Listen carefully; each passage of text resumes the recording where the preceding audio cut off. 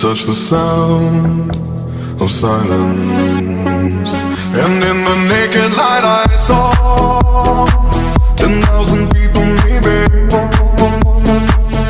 People talking without speaking, people hearing without listening, people writing songs that voices never share.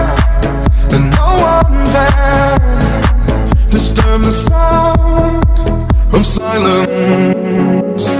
Fool said, you do not know. Silence like a cancer grows. Hear my words and I might teach you. Lay my arms and I might reach you. But my words, like silent raindrops, fell and echoed in the wells of silence.